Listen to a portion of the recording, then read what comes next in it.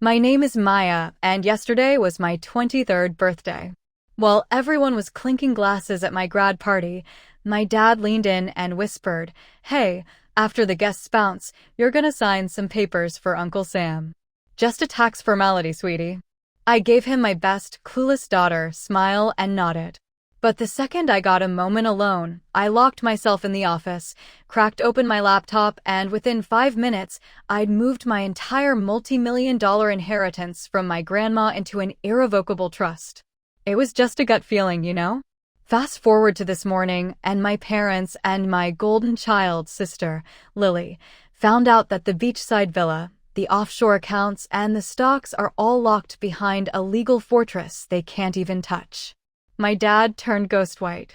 My uncle, who'd already promised that land to a bunch of high-end developers, was literally shaking while he tried to call his lawyer. But before I tell you about the absolute nuclear war that broke out in our living room, you know the drill. Hit that like button and subscribe if you think family shouldn't be snakes. Also, drop your city and the time you're watching this in the comments. I love seeing where you guys are tuning in from. Now, let's rewind 7 years. That summer I turned 16, my grandma Evelyn took me to our old estate, Seaside Breeze. The house was perched right on a cliff, surrounded by pines that looked like they were clawing into the rocks. "Maya, this house stays in the family," she told me. "But family isn't always about blood, Maya. It's about who's got your back when the world is sinking," Grandma added. Back then, I thought it was just some deep quote from a Hallmark movie. God, I was so wrong. Grandma knew things I wouldn't understand until last night. Life in our upscale suburban house was always sterile. For bedrooms, a lawn cut with a ruler and a garage full of cars my dad definitely hadn't paid off yet. It looked like the American dream, but the vibes were totally off. My sister Lily had the massive suite with a designer renovation that probably cost as much as my entire college tuition. Meanwhile, my room hadn't changed since the 3rd grade. At dinner, my dad would always start the same old script about the villa. "That place is just rotting by the sea, Maya. The taxes are gonna eat us alive. We need to sell it and dump that cash into my firm," he'd say, aggressively cutting into his steak. My mom would just nod, her eyes glued to her salad. "But Grandma wanted it to stay with me," I'd whisper. Dad would just let out this condescending chuckle, the kind that makes you want to scream. "You were 16, Maya." She was rambling. "Nobody's asking for your expert opinion." And just like that, the conversation would pivot to Lily's amazing dance career. After dinner, I spotted a glossy brochure hidden under a stack of bills. "Luxury Coast Development. Premium hotel lots." In the margin, there was a phone number in Uncle Sam's messy handwriting. Uncle Sam was a real estate shark known for selling ice to polar bears. I put the brochure back and headed upstairs, thinking about Grandma's piano. Someone was already calculating my inheritance in square footage. Grandma passed away 2 years later. At the wake, I caught my dad and Uncle Sam huddled by the buffet. They weren't eating. They were whispering. I caught one sentence from Sam: "We gotta close the deal before the kid figures out she's got the leverage." They were literally flipping my house while the woman who owned it was barely cold in the ground. I didn't say a word. I had no power back then. Another 2 years went by. I hit 18 and the villa officially became mine on paper, but my parents convinced me I was too young to manage assets. And honestly, I believed them. Up until yesterday. Between 18 and 23, the villa became my secret sanctuary. Every weekend, I'd drive my beat-up Toyota out there. I fixed the roof myself, painted the shutters, and cleared the needles off the terrace. Back home, the tension was hitting a breaking point. The villa stopped being Grandma's house and became the family asset. Dad's business was tanking, and he wasn't hiding it well. Uncle Sam started showing up every Sunday with his laptop, showing off 3D renders of a hotel where my garden used to be. One day in November, while I was cleaning out a built-in wardrobe at the villa, I found a sealed envelope tucked behind some dusty blankets. It had my name on it in Grandma's script. Inside was a business card for Eleanor Vance, trust attorney, and a tiny note: "Maya, press the 3rd panel to the left of the fireplace." My hands were shaking so hard I almost dropped the card. I walked over to the fireplace, pressed the wood, and the panel popped open with a soft click. Inside was a second envelope, way thicker than the first. It contained a copy of a document my father had no idea existed.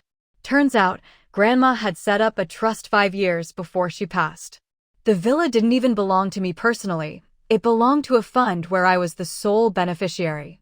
But that wasn't the kicker. Inside the folder was a private investigator's report. My dad and Uncle Sam had been forging my signature on preliminary sales agreements for 2 years. They were taking reservation fees from developers, promising them land they didn't even own. I stood in that empty house, and the room started spinning. They didn't just want to sell my house, they'd already sold it in pieces, and now they desperately needed my real signature to stay out of prison for fraud. I immediately dialed Eleanor Vance's number. She picked up on the second ring. Her voice was cold as ice. "I've been waiting for this call for 5 years, Maya. We don't have much time. We met that Saturday." Eleanor laid out documents that made my blood run cold. My father had lost $3 million on the market in 6 months. He'd mortgaged our childhood home, and Sam was in deep with sketchy lenders. They already blew the $500,000 deposit on Lily's new condo and Sam's gambling debts, Eleanor said. I sat there, paralyzed. They'd pawned my inheritance to pay for their mistakes. "If you don't sign that final contract on your graduation day, the developers are going to sue. And since the signatures are forged, your dad and uncle are looking at serious prison time." I went home. It was the evening before my graduation party. My dad was acting suspiciously happy. He hugged me and said, "Maya, tomorrow's a big day. We're starting a new chapter." I looked into his eyes and all I saw was a shark. He didn't see a daughter. He saw a $5 million check. That night, I sneaked into my dad's office. I found the folder he was planning to slide across the table at the party. I opened it, and my jaw hit the floor. The contract he drafted for me to sign said the sale price was only $2 million. They were planning to steal an extra $3 million on top of everything else by lying to me about the price. They were going to give me a $50,000 allowance and pocket the rest. I took photos of everything and texted Eleanor. "Execute the plan," I wrote. The party was starting. My dad was walking toward me with a pen.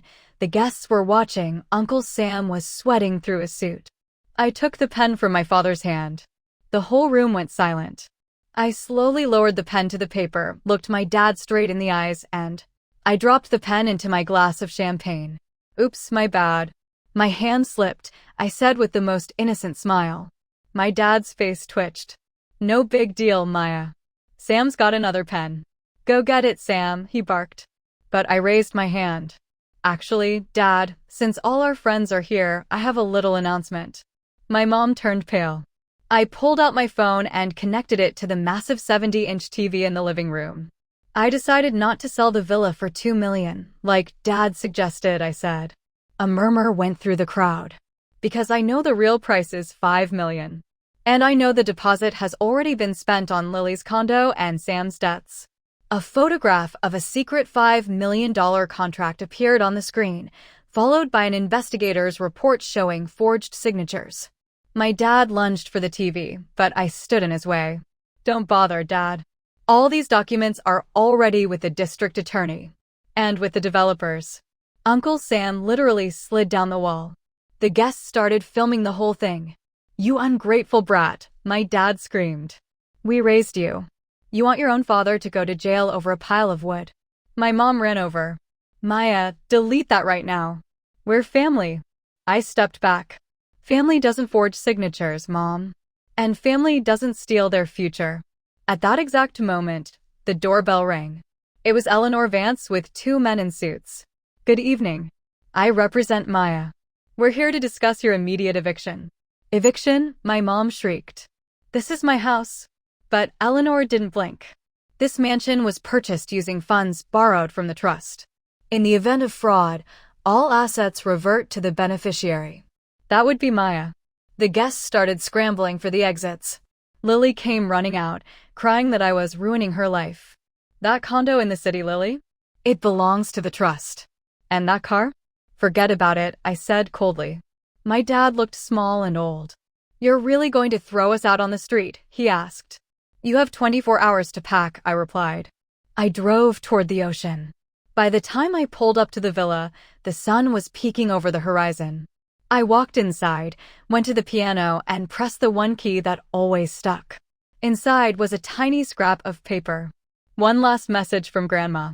It only had 3 words on it. Freedom costs everything. I sat on the floor and cried for the first time in years. But my peace didn't last long. That evening, as I was sitting on the porch, a black SUV pulled into the driveway. A man I'd never seen before stepped out. He looked expensive, dangerous, and very impatient. Maya Thompson, he asked, adjusting his cufflinks.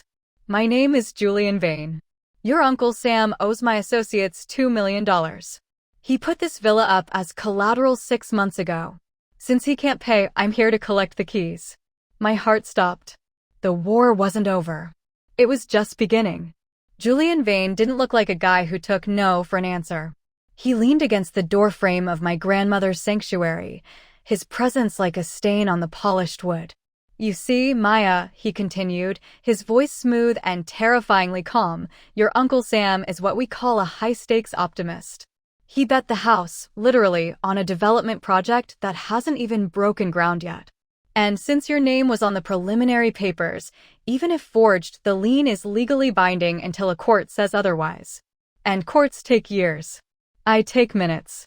I felt a cold sweat break out.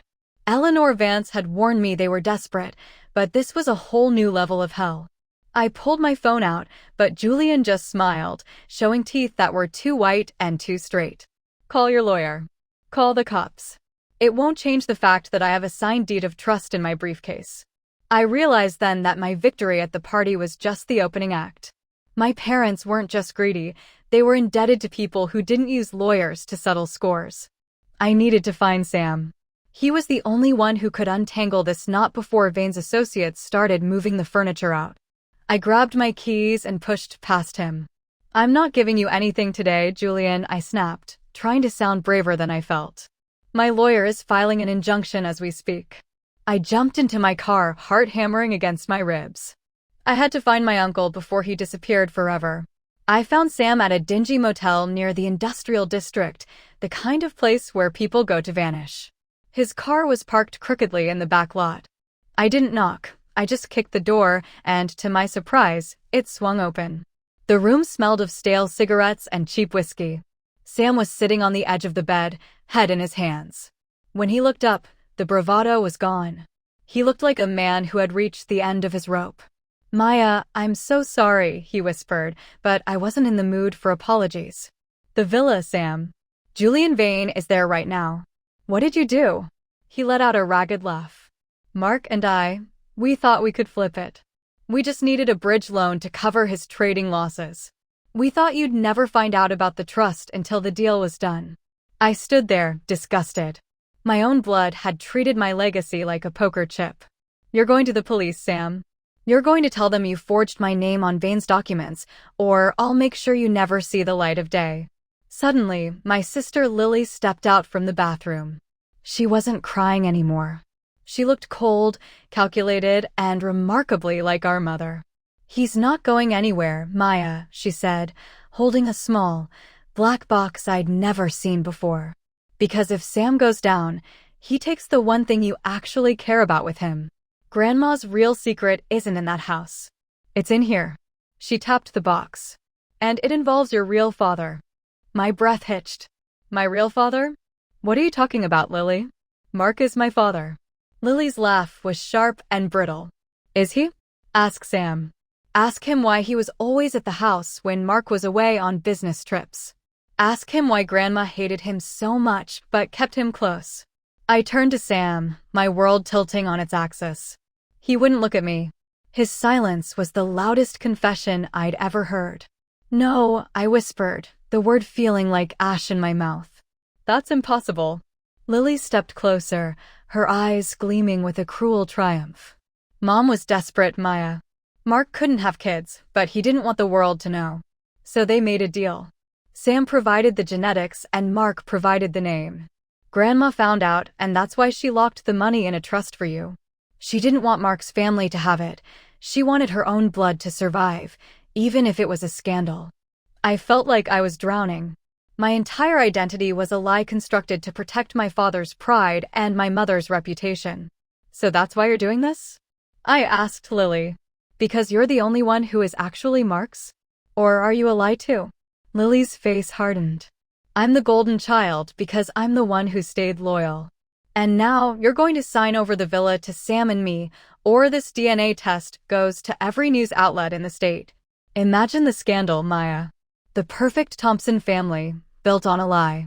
I looked from Lily to Sam, the two people who shared my DNA and yet felt like total strangers. They thought they had me trapped. They thought my pride would be my downfall, just like our parents. But they forgot one thing. I wasn't Grandma's favorite because of my blood. I was her favorite because I had her iron will. I took a deep breath and pulled out my phone, which had been recording the entire conversation in my pocket. You guys really are amateurs, I said, my voice steadying. You just confessed to blackmail, fraud, and a decade of conspiracy. Do you really think I care about a scandal? I just spent 23 years living with people I hated. You think a headline is going to break me? Lily's eyes went wide. She lunged for the phone, but I was faster. I backed toward the door. Julian Vane is looking for you, Sam. And the police are looking for both of you. I'm going to give Vane your location, and I'm going to give the police this recording. Let's see who blurs the lines of family first. I ran to my car, the adrenaline surging through my veins. I didn't care about the money anymore. I didn't care about the house. I wanted them gone. As I pulled out of the parking lot, I saw a familiar black SUV turning the corner. Julian Vane had arrived. I didn't stop. I drove straight to the precinct.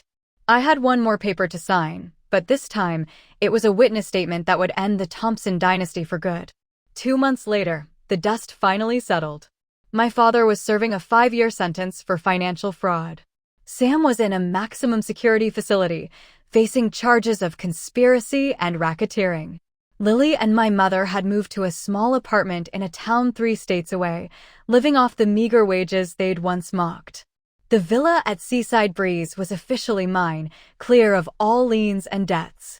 I stood on the porch, watching the waves crash against the rocks. The pines were still there, clawing into the earth, stubborn and unyielding. Eleanor Vance stood beside me, handing me a final folder. It's over, Maya. The trust is fully liquidated and moved to a private account in your name. You're free. I looked at the house. It was beautiful, but it was haunted by the ghosts of a family that never truly existed. Sell it, I said quietly.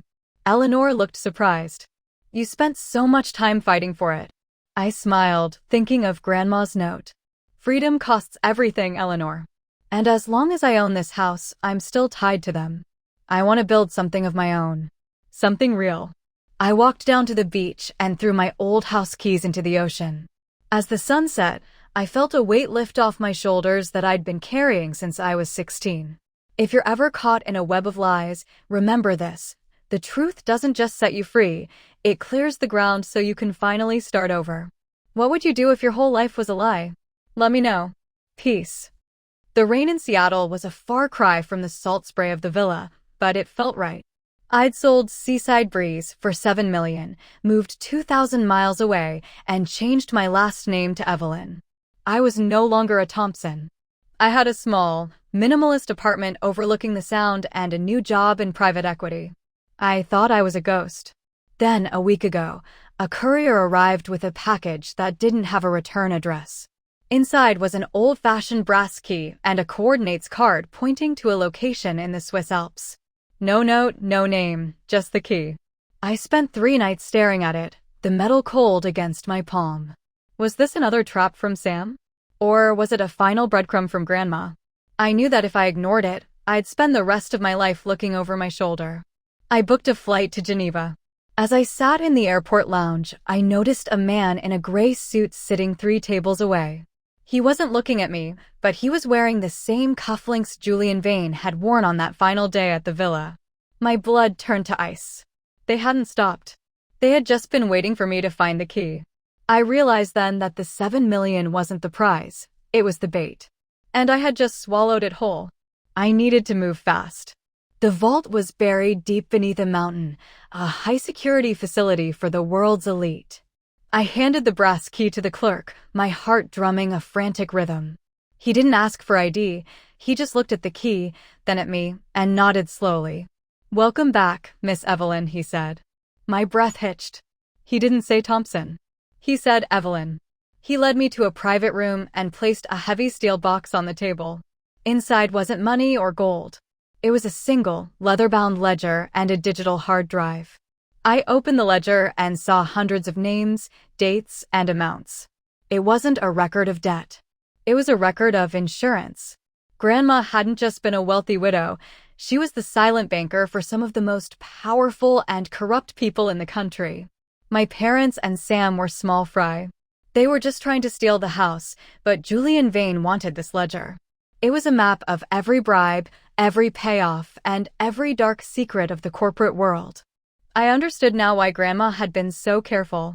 She didn't trust me with this when I was 16 or even 23. She needed me to be hungry, to be angry, and to be smart enough to survive the first wave. The man in the gray suit was probably already in the lobby. I plugged the drive into my laptop. The screen flickered to life, asking for a biometric scan. I didn't move. "You're too late, Julian. The data is already in the cloud. If my heart rate goes above a certain level or if I don't check in every hour, the world finds out exactly who your father was and where the Vane fortune actually came from." He paused, his eyes narrowing. He wasn't used to people standing their ground. "You're bluffing," he whispered, but I could see the doubt flickering in his gaze. I pulled out my phone and showed him the active uplink. "Try me. You think I care about the money? I grew up in a house built on forged signatures and lies. I'd rather be broke and safe than a billionaire with a target on my back. Your father destroyed my grandmother's peace, and now you're trying to destroy mine. It ends here." Vane took a step back, his composure finally cracking. He knew that even if he killed me, he'd be a hunted man by dinner time. The power dynamic had shifted in a heartbeat. I wasn't the clueless daughter anymore. I was the architect of his potential ruin. He looked at the ledger in my hand, then at the camera in the corner of the vault. He realized he had walked into a trap that had been set decades before he was even born. "What do you want?" he hissed. I smiled, and for the first time, it wasn't a fake smile for a party. It was the smile of a woman who had finally found her leverage. "I want a global non-interference agreement," I stated, my voice echoing off the steel walls. "You and your associates disappear. You erase every debt my Uncle Sam or my father owed. You leave me, my mother, and even Lily alone for the rest of our lives. In exchange, the ledger stays encrypted. I'll keep your secrets as long as you keep your distance." Vane stared at me for what felt like an eternity. He was calculating the risks, weighing the cost of his pride against the cost of his empire. Finally, he nodded. "Fine. But if a single name from that book hits the news, I'll find you. No matter where you hide." I watched him turn and walk out, his gray suit disappearing into the sterile hallway. I didn't move for 10 minutes. The adrenaline was slowly receding, leaving a hollow ache in my chest. I had the power to destroy them all, to bring justice to every person Grandma's ledger mentioned. But I also remembered her final note: "Freedom costs everything." Justice was a heavy burden, one that would require me to stay in the shadows forever. I looked at the ledger, its pages full of the sins of a generation. I walked over to the vault shredder and fed the pages in, one by one. The names of senators, CEOs, and criminals turned into white confetti. I didn't need a sword. I just needed to be done. The digital backup was my insurance, but the physical past was gone. I walked out of the vault and into the crisp mountain air. The sun was reflecting off the snow, blindingly bright. I hailed a taxi and headed back toward the city. For the first time in my life, I wasn't Maya Thompson, the girl with the inheritance.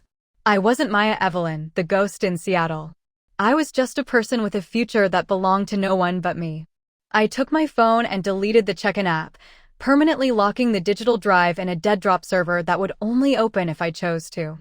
I was done with the games, the secrets, and the lies. My parents were in their cells, Lily was in her small town, and the Vanes were back in their shadows. I had $7 million, a clean slate, and a world that didn't know my name. As the taxi wound down the mountain passes, I looked out at the vast, open horizon. I thought about the cabin at Cedar Lake and the villa on the cliff. They were just buildings. The real inheritance wasn't the wood or the stone. It was the realization that you don't have to be a product of the people who raised you. You can choose to be the one who breaks the chain. I closed my eyes and breathed in the cold, clean air. The story was over. The life was just beginning. If you've ever felt like your past defines you, remember, you're the one holding the pen. Write your own ending. Peace.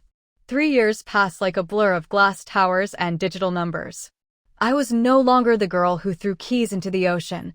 I was the CEO of Evelyn Ventures, a firm dedicated to ethical restructuring. I lived in a penthouse that looked over a city that didn't know my secrets. My name was clean, my bank account was overflowing, and the Thompson scandal was a footnote in a forgotten newspaper. But peace is a fragile thing, especially when it's built on the ruins of an empire. It started with a single flower, a dried white pine needle, taped to the door of my private office. No one should have known what that meant. It was a symbol of the villa, a place that had been demolished a year ago to make way for a public park. My security team found nothing on the cameras. No unauthorized entries, no suspicious packages. Just that needle. That night, I received an encrypted email with no subject line. It contained a single image, a photo of the ledger pages I had shredded in the Swiss vault. They weren't confetti in the photo. They were whole, laid out on a mahogany desk I recognized all too well. It was my father's desk from the old house. The message underneath was simple. Some fires never stop burning, Maya. You destroyed the paper, but you didn't destroy the memory. And memories have a way of demanding payment. My heart, which I thought I had hardened against fear, began to race. The game wasn't over. It had just evolved. I didn't call the police. I knew that if the ledger had truly resurfaced, the police were the last people I wanted involved. I needed a ghost. I contacted a man Grandma had mentioned in her private notes, a fixer known only as the archivist. We met in a crowded subway station where the noise of the trains drowned out our whispers. He was an old man with eyes that had seen too many secrets. I showed him the photo. He didn't look surprised. Maya, your grandmother was a brilliant woman, but she was also a romantic. She believed in the power of a single copy. But the men she dealt with? They believed in redundancy. He explained that the Swiss vault wasn't the only one. There was a second ledger, a shadow book, held by a silent partner Grandma had trusted until the very end. This partner had stayed in the background while I fought Mark, Sam, and Julian Vane. Now that the smoke had cleared and I was at the top of my game, they were moving in for the kill. Who is it? I asked, my voice barely audible over the screeching brakes of a departing train. The archivist leaned in close, his breath smelling of peppermint and old paper. It's not a who, Maya. It's not a simple name. It's a ghost you thought you buried. The person running their local operations is someone you know very well. Someone who has been playing the long game while you were playing the hero. He handed me a photo. Lily. The transformation was staggering. My sister hadn't been hiding in some dead-end town. She had been recruited. The organization specialized in turning family betrayal into corporate leverage. They had seen Lily's bitterness as a weapon. I realized then that my mercy had been my greatest mistake. I should have made sure she had nothing, but instead, I left her with enough resentment to fuel a war. I tracked her to a gala in London, a high society event where the air was thick with perfume and betrayal. I wore a dress that cost more than my first car and walked in like I owned the room. I found her on a balcony, looking out over the Thames. She didn't turn around when I approached. I knew the pine needle would bring you, she said, her voice devoid of the whining tone I remembered. You always were sentimental, Maya. That's why you'll never truly win. I stood beside her, the wind whipping my hair. The ledger you have is a copy, Lily. It's useless in court. She finally looked at me, and I saw a coldness that mirrored my own. This isn't about courts, sister. This is about balance. You took my future, my condo, and my pride. Now, I'm taking your company. They have been buying your debt through shell corporations for 18 months. By tomorrow morning, you'll be a minority shareholder in your own dream. You thought you were free, but you were just on a longer leash. She smiled, and it was terrifying. I let her have her moment of triumph. I watched her sip her champagne, thinking she had finally checkmated me. But Lily had forgotten one crucial detail. I didn't just learn from Grandma, I learned from the sharks she kept as pets. You're right about the debt, Lily, I said, leaning against the stone railing. But you're wrong about who owns those shell corporations. Her smile faltered. I pulled out my phone and tapped a single icon. I knew someone would come for Evelyn Ventures. So I created the shells myself. They didn't buy my debt, they bought a vacuum. Every cent they poured into those companies went directly back into my private trust. You didn't buy my company, Lily. You just funded my next 10 years of expansion.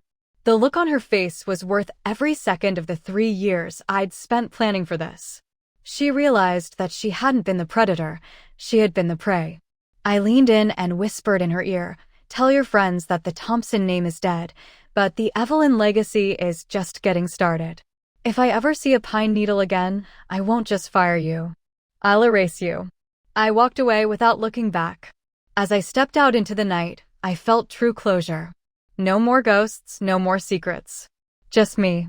And if you're listening to this, remember, the best way to win a game is to own the board. Peace. The victory in London felt sweet, but it didn't fill the silence of my apartment. I spent weeks analyzing the digital drive I had uploaded to the cloud. I discovered a hidden partition, encrypted with a cipher only Grandma would know, the date of the first white pine we planted together. When it opened, I didn't find more names of corrupt politicians. I found a list of families. These were people whose lives had been ruined by the very lions Julian Vane represented.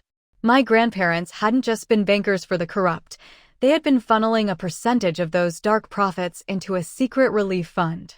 The ledger was a map of stolen lives, and the money I inherited was meant to buy them back. It wasn't a fortune for me to hoard, it was a debt to be repaid.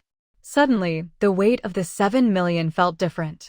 It wasn't a prize for surviving my parents, it was a responsibility. As I scrolled through the names, one stood out, a woman in a small town who had lost her farm to a vain corporate takeover 20 years ago. I realized my work was just beginning. I wasn't just a CEO, I was an executor of justice. I started making phone calls, setting up anonymous transfers. Every dollar I sent felt like a brick in a new foundation. But then a knock came at my door. It wasn't a courier or a ghost. It was Lily, and she looked like she had walked through fire. I didn't hesitate to let her inside. Lily was trembling, her expensive London dress torn and stained. "They tried to kill me, Maya," she sobbed, collapsing onto my designer rug. "The organization, they didn't want a partner. They wanted a scapegoat. When your shell companies drain their capital, they blamed me. They think I'm working with you." I looked at her, searching for the lie. For the first time in my life, I saw only pure, unadulterated terror. She wasn't playing a game anymore, she was running for her life. I realized that despite everything she had done, she was still the little girl who used to hide in my room when the lightning was too loud. "Stay here," I said, my voice cold but firm. "But if you touch my computer or try to call our mother, I'll hand you to Julian Vane myself." I spent the next 48 hours turning my penthouse into a digital fortress. I used the remaining shadow book data to track the organization's movements. They were coming for both of us now. Lily told me about their hub in Zurich, a data center that controlled the offshore accounts of dozens of global players. If we could infiltrate it, we wouldn't just protect ourselves, we could dismantle the entire network. "Why are you helping me?" Lily asked as we prepared to leave. I looked at the white pine needle I'd kept in my desk. "Because Grandma didn't raise us to be victims," I said. "She raised us to be the storm. Now, let's go quickly." The Zurich data center was a monolith of glass and steel, guarded by more than just cameras. We used a bypass code I'd found in the hidden partition of the drive, a code labeled the emergency exit. As we moved through the server room, the hum of the machines felt like a heartbeat.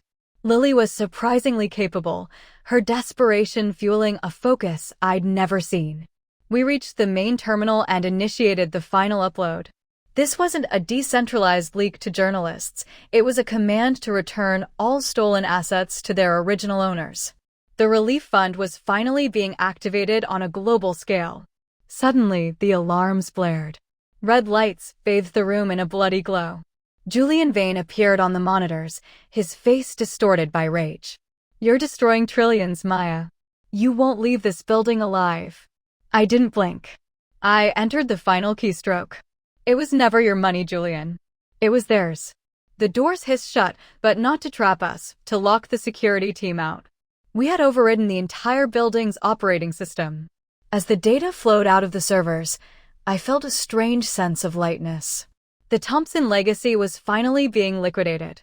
We escaped through a service tunnel just as the first sirens echoed through the streets of Zurich. We were ghosts again, but this time, we weren't alone. We had each other, and we had the truth. The lions were now nothing more than alley cats with empty pockets and no power. A year later, I returned to Cedar Lake. The site where the villa once stood was now a thriving community park, filled with the laughter of children who would never know my name. But 40 minutes away, I had rebuilt the original cabin. It still smelled like wood smoke and old books, but the porch didn't sag anymore. The screen door latched perfectly. Lily lived in the guest house, working as the lead investigator for the foundation we'd built together. We were no longer billionaires, but we had enough to live comfortably and, more importantly, we had our integrity. My father was out of prison now, living in a small trailer in another state. He sent me a letter once, asking for money. I didn't reply. Some bridges aren't meant to be rebuilt. They're meant to be burned, so you can't go back to the person you used to be. As the sun set over the lake, turning the water into liquid gold, I thought about Grandpa Harold and Grandma Evelyn. They hadn't left me a house or a bank account. They had left me a test. They wanted to see if I would become like my parents or if I would become the woman they knew I could be. I looked at the white pines, tall and unyielding against the sky. I had passed the test. I had kept the promise. The inheritance was finally where it belonged, in the hands of the people who needed it. So, that's the end of my story. From a birthday party in a house of lies to a quiet cabin on a lake of truth. It took me years to realize that the most valuable thing I owned wasn't the trust fund or the deeds. It was the ability to say no to people who only loved my potential wealth. I learned that family isn't about blood or names. It's about who stands beside you when the world is burning. If you're sitting there right now, feeling like the people you trust are plotting against you, don't just wait for the hit. Build your own ground. Sign the papers that protect your peace. And remember, a legacy isn't what you leave for people, it's what you leave in them. My grandparents left a spark in me that turned into a wildfire, and I hope this story sparks something in you too. Don't be afraid to walk away from a beautiful lie to find a difficult truth. It's the only way to truly be free. Thank you for following my journey from the very beginning. Your comments and support have been my strength during the darkest chapters. Now, I have one last question for you. If you found out your whole life was built on a secret, would you keep the secret to stay rich or tell the truth to be free? Let me know in the comments below. Until next time, stay strong and stay true. Peace.